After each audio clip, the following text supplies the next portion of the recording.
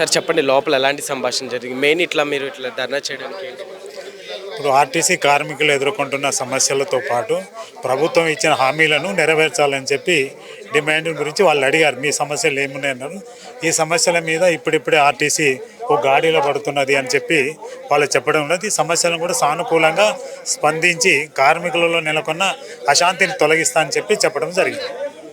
ఎట్లా ఉంది సార్ మీ సైడ్ నుంచి ప్రభుత్వం నుంచి? ఇప్పుడు ఇవన్నీ ప్రభుత్వం కానీ యాజమాన్యం ఆర్టీసీ యాజమాన్యం కానీ అంతా దొందుడుకు అంటే వాళ్ళకు ఒక కార్మికుల మీద కానీ కార్మిక వర్గానికి మేలే చేసే తత్వంలో లేరు.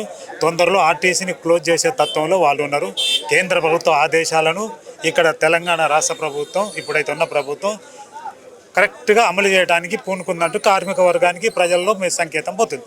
ఓకే సార్, అయితే ఇప్పుడు ఉన్న వాళ్ళు ప్రైవేట్గా ఉన్న వాళ్ళని కూడా గవర్నమెంట్ చేయాలంటున్నారు కదా, సో అంటే ఎంతమంది ఉండదు? ఇదివరకు ఎలక్షన్ మేనిఫెస్టోలో కార్మిక మన ఇదే కాంగ్రెస్ ప్రభుత్వం పెట్టింది.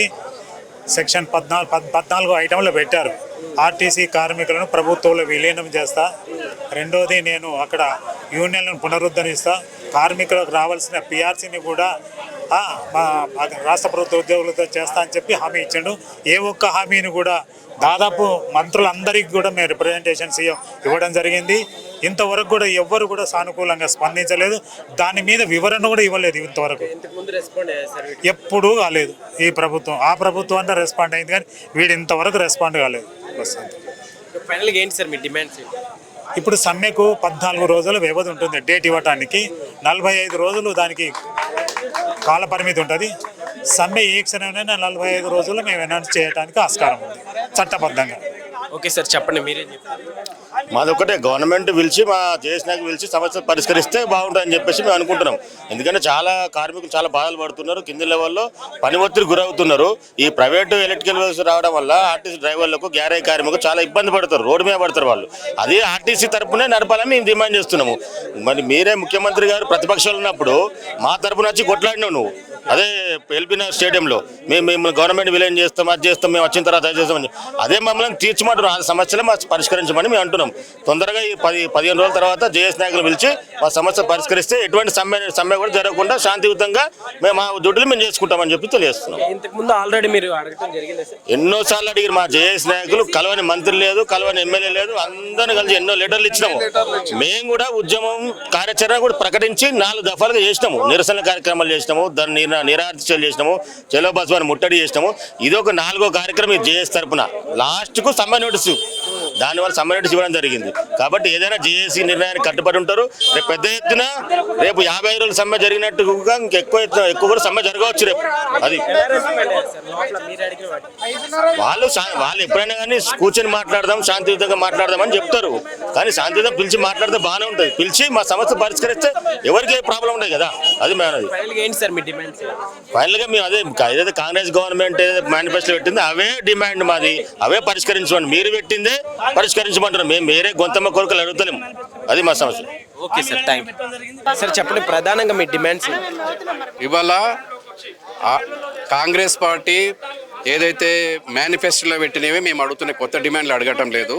ఆ రోజు ఆర్టీసీ కార్మికులను మేము ఆదుకుంటాము, ఆర్టీసీని మేము ఉద్ధరిస్తాము, ఆర్టీసీ కార్మికులకు రావాల్సిన జీతభత్యాలు ఇస్తాము, అదేవిధంగా ప్రభుత్వంలో విలీనం చేస్తాము, అదేవిధంగా యూనియన్లను పునరుద్ధరిస్తామని ముఖ్యమంత్రి గారు స్వచ్ఛందంగా ఏదైతే చెప్పిండ్రో దానినే మేము ఇవాళ ప్రధానమైన డిమాండ్గా పెట్టడం జరిగింది.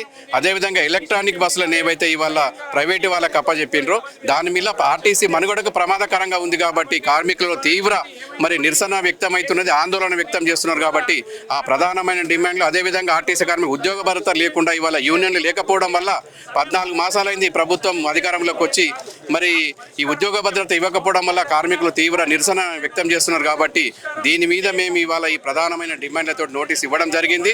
ఈ సమస్య పరిష్కారమైనంత వరకు ఖచ్చితంగా ఆర్టీసీ కార్మికులు నిరంతరం పోరాటం చేసుకుంటూ ఉంటాము. సమస్య పరిష్కారానికి అటు మేనేజ్మెంట్ ప్రభుత్వం చొరవ తీసుకొని ఈ యొక్క సమ్మెను నివారించాలని మీ ద్వారా మేము తెలియజేస్తున్నాం. అంటే మెయిన్ సమస్యలు అంటే ఏమేంటి సార్? అంటే లోపల ఎలా రెస్పాండ్? ఇక్కడ ఉన్న ఆఫీసర్ గారు ఏదైతే ఉన్నదో మేము ఇచ్చిన మెమరాండం ఇవ్వడం జరిగింది. దీనిని ఆయన పూర్తిగా చదివి నేను ప్రభుత్వానికి మేనేజ్మెంట్కి నేను వివరిస్తా, ఆ తర్వాత మేము స్పందిస్తామని చెప్పడం జరిగింది. కానీ ఎటువంటి హామీ అయితే ఈ అధికారితో రాలేదు. కాబట్టి మేమైతే మా మా ఏదైతే సన్నాహాలను సమ్మె సన్నాహక కార్యక్రమంలో మేము ముందుకు పోతాం. సో గతంలో మీరు ఇలా కంప్లైంట్ చేయడం జరిగిందా సార్? ఇది ఫస్ట్ టైం ఇప్పుడే రావడం? లే ఇంతకుముందు మేము ఇవ్వడం జరిగింది, ఇందిరా పార్క్ దగ్గర ధర్నా చేయడం జరిగింది, నల్ల బ్యాడ్జీలు పెట్టి డిపోలలో ధర్నా చేయడం, ఇదే బస్ భవన్ వద్ద దాదాపుగా 3000 మందితోటి మేము ఇక్కడ ధర్నా కూడా చేయడం జరిగింది. అటువంటి పరిస్థితుల్లో కూడా వీళ్ళు ఎవరు కూడా స్పందించలేదు కాబట్టి మేము ఇలా సమ్మె నోటీస్ ఇవ్వడం జరిగింది. ఫైనల్గా ఏంటి సార్ మీ డిమాండ్స్? ఖచ్చితంగా ఆర్టీసీ కార్మికులను ప్రభుత్వంలో విలీనం చేయాలి, అదేవిధంగా ఉద్యోగ భద్రత కల్పించాలి, 2021 పే స్కేల్ చేయాలి, అదేవిధంగా ఎలక్ట్రానిక్ బస్సులు ఏవైతే ఉన్నాయో ప్రభుత్వం కొనుగోలు చేసి ఆర్టీసీ ద్వారా నడిపించాలని ప్రధానమైన demand. Okay sir, thank you sir. చెప్పండి, ప్రధానంగా మీరు ఈ సమ్మె చేయడానికి రీజన్ ఏంటి? సమ్మె జటిలమైన సమస్యలు ఉన్నాయి కాబట్టి సమ్మె చేయాలనుకున్నాం. యాజమాన్యం కానీ గవర్నమెంట్ కానీ 14 నెలల నుంచి మమ్మల్ని పిలువలే, మాట్లాడట్లేదు. మేము ప్రభుత్వ పెద్దలను కలిసినాం, యాజమాన్యాన్ని కలిసినాం, యూనియన్లు లేవనే నెపంతో మమ్మల్ని దగ్గరికి రాణిస్తలేరు. యూనియన్లు ఉన్నాయా లేవా అంటే యూనియన్లు ఉన్నాయి, చట్టాలు ఉన్నాయి, ఇవాళ చట్టానికి కార్మిక చట్టాలు ఉన్నాయి. ఉన్నప్పుడు యూనియన్లు లేవు అనేది హాస్యాస్పదం. ఆ పేరు మీద ఇష్టారాజ్యంగా కార్మికుల మీద పనిభారం పెంచిండ్రు. మరి 3 షిఫ్టులు 8 గంటల పనులు ఉండాలి. అట్లాంటి 24 గంటలు 48 గంటలు 16 గంటలు 18 గంటలు పని తీసుకొని కార్మికులను చాలా ఇబ్బందులకు గురి చేస్తూ ఉన్నారు. లీవులు ఇవ్వట్లేదు, సిబ్బంది తక్కువ ఉంది, రిక్రూట్మెంట్ లేదు, లీవులు ఇవ్వకుండా ఇబ్బంది పెడతా ఉన్నారు. మీరు చూస్తూ ఉన్నారు, డ్రైవర్లు స్ట్రెస్కి గురైపోయి నిద్ర లేక ఇవాళ ఇబ్బందుల్లో తర్వాత ఉద్యోగం ఉంటుందో పోతుందో అన్న భయాలకి వాళ్ళ ఆలోచనతో ఎక్కడోళ్ళక్కడ రోడ్ల మీదనే బస్సులు ఆపి స్టీరింగ్ల మీద చచ్చిపోయింది మీరు చూస్తూ ఉన్నారు. ఇలా చనిపోయే రేటు కూడా ఆర్టీసీలో ఎక్కువైపోయింది. ఇలా హార్ట్ అటాకులు వస్తూ ఉన్నాయి ఒక్కొక్కరికి. అంటే మరణాల సంఖ్య కూడా పెరిగే పరిస్థితి వచ్చింది. కాబట్టి అవి రావద్దు. ఇలా ఒలక్టో కంపెనీ అవి తీసుకొచ్చి ఇబ్బంది పెట్టిండ్రు, వాటి మీద ఉద్యోగాలు పోయే అవకాశం ఉంది. ఇలా గ్యారేజీలు పోతాయి, తర్వాత మెయింటెనెన్స్ ఉండదు, డ్రైవర్లు వాళ్ళే ఉన్న తర్వాత ఆర్టీసీ డిపోలు వాళ్ళకే దారాదత్తం చేసిన తర్వాత ఆర్టీసీ నుంచి ఒక్కొక్క డిపో వాళ్ళకి హ్యాండ్ ఓవర్ చేసి దాదాపు కోట్ల రూపాయల పవర్ పాయింట్లు పెట్టించి వాళ్ళకి ఇస్తే ఆర్టీసీకి ఏంటి లాభం అని అడుగుతా ఉన్నా. ఇవాళ వాళ్ళ బస్సుకి మళ్ళీ కిలోమీటర్కి మనం 58 రూపాయలు, 61 రూపాయి, ఆ విధంగా 38 రూపాయలు వాళ్ళకి బస్సును బట్టి మనం వాళ్ళకి ఇస్తూ ఉన్నాం. ఇలా వాళ్ళకి ఇస్తే మనకు గిట్టుబాటు కావట్లేదు. మరి అటువంటిప్పుడు ఆర్టీసీ ఉంటుందా పోతుందా? రేపు పొద్దున అసలు వాళ్ళు ఎవరు, మనం ఎవరు? ఈ అగ్రిమెంట్ అసలు ఎవరితో చేసిండ్రు?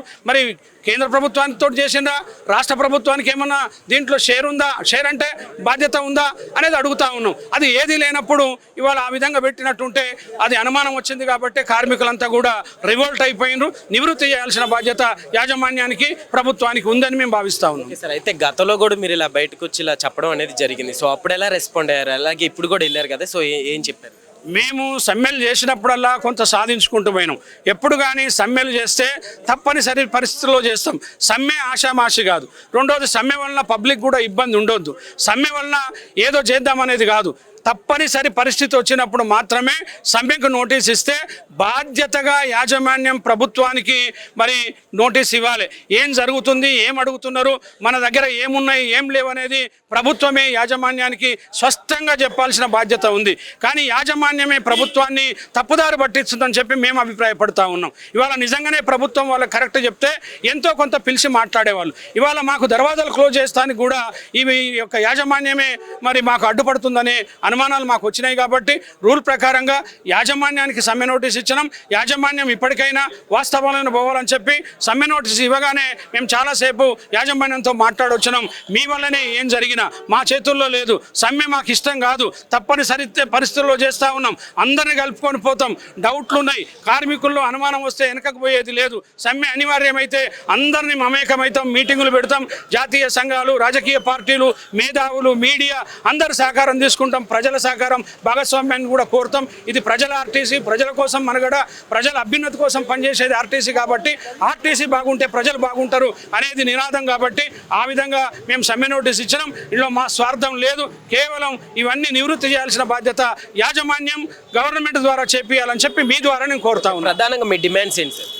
చెప్పినాం కదా, ఇవాళ మాకు ఎలక్ట్రో బస్సుల వల్ల ఇబ్బందులు ఉన్నాయి. దాని మీద క్లారిటీ రావాలి. ఆర్టీసీ ఉద్యోగులే చేయాలి, ప్రభుత్వమే బస్సులు కొని ఆర్టీసీకి ఇవ్వాలి అనేది ప్రధాన డిమాండ్. తర్వాత మమ్మల్ని ప్రభుత్వంలో విలీనం చేస్తా అని తాత్సారం చేస్తూ ఉన్నారు. విలీనం చేయాలి. మాకు 11 ఏళ్ల నుంచి రావాల్సినటువంటి బకాయిలు ఉన్నాయి, బకాయిలు ఇవ్వాలి. 2021 పే స్కేల్కి సంబంధించి బకాయిలు ఉన్నాయి, తర్వాత అలవెన్సులు ఉన్నాయి. మరి మాకు 8 ఏళ్ల ఏరియర్స్ ఉన్నాయి, ఇవ్వాలి. 2021 PRC ప్రభుత్వ ఉద్యోగులతో సమానంగా చేస్తా అని చెప్పి మేనిఫెస్టోలో పెట్టింది కాంగ్రెస్ ప్రభుత్వం.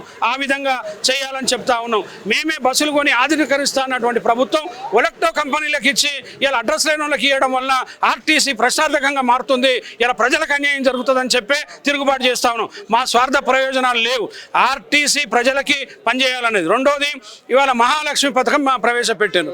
మహాలక్ష్మి పథకం ప్రవేశపెడితే 48 గంటల్లో సక్సెస్ చేసిన చరిత్ర ఆర్టీసీ ఉద్యోగులది. దానివల్ల ప్రభుత్వానికి మరి చాలా ఇమేజ్ వచ్చింది. ఇవాళ ప్రభుత్వానికి పలుకుబడి వచ్చిన తర్వాత మరి ఓవర్ పెరిగిందని చెప్తా ఉన్నారు. లాభాలు వస్తున్నాయని ముఖ్యమంత్రి, ట్రాన్స్పోర్ట్ మినిస్టర్ చెప్తా ఉన్నారు. నిజంగానే లాభాలు వస్తే ఆర్టీసీ రిటైర్డ్ అయిన వాళ్ళ జీతాలు ఎందుకు ఇవ్వట్లేదు?